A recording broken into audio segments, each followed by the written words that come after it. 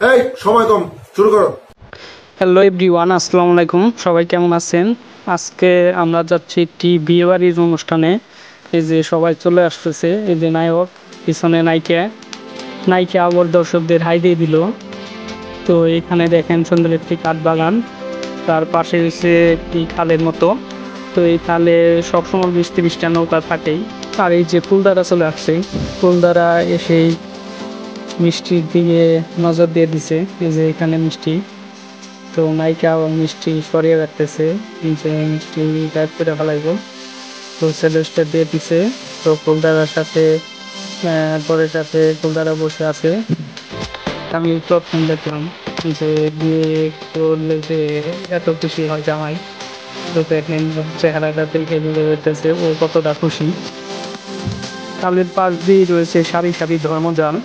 তো এখানকার গ্রামের মানুষ, অধিকাংশ মানুষ ওই জীবিকা নির্বাহ করে থাকে মৎস্য শিকার করে।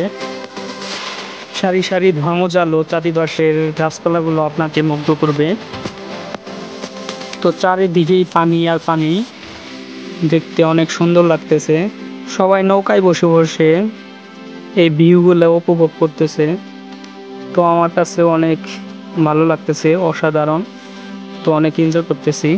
তো দেখেন এই যে সারি সারি কাশফুল, নদীর মাঝখান দিয়ে এখন আমরা কলমি শাক ও শাপলা ফুলের সবুজ ঘাসের সমারোহের সৌন্দর্য দিয়ে ভেসে যাচ্ছি।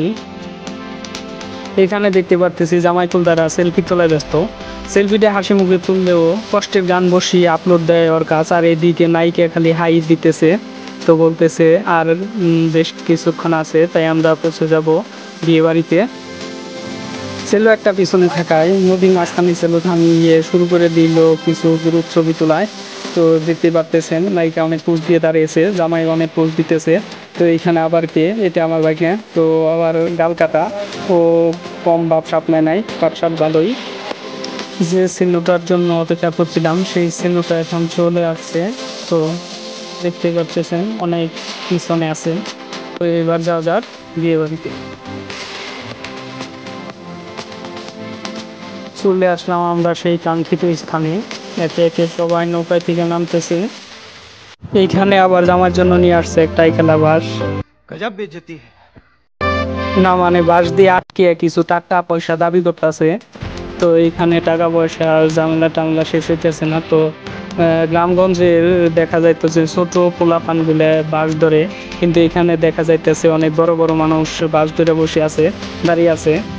তো এখানে 100 টাকা দিতে চাইতেছে, কিন্তু 100 টাকা নিবে না হেরা, 500 টাকার নিচে নিবে না, দেখা যাক কত টাকা নেয়। এইখানে এমনভাবে আটকে রাখছে যে কাউকে এই বাড়ির ভিতরে ঢুকতে দিচ্ছে না। তো এইখানে জামাই কোলদারারা সবাই মিলে এমনভাবে ঝগড়াঝাটি করতেছে যে 100 টাকা দিচ্ছে, 100 টাকা তারা কোনোভাবেই নিতে রাজি নন। তো ওনারাও খুব শক্ত প্লেয়ার।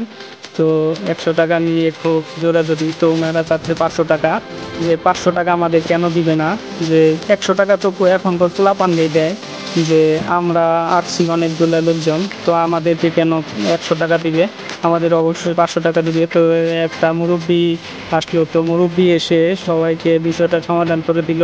অবশেষে 200 টাকার বিনিময়ে তো বাসটা সরিয়ে ফেললো। তো আমরা এখন সবাই বাড়ির ভিতরে প্রবেশ করব। আজকের ব্লগটি এখানেই এন্ড করছি। ভালো থাকবেন, সুস্থ থাকবেন। ধন্যবাদ সবাইকে।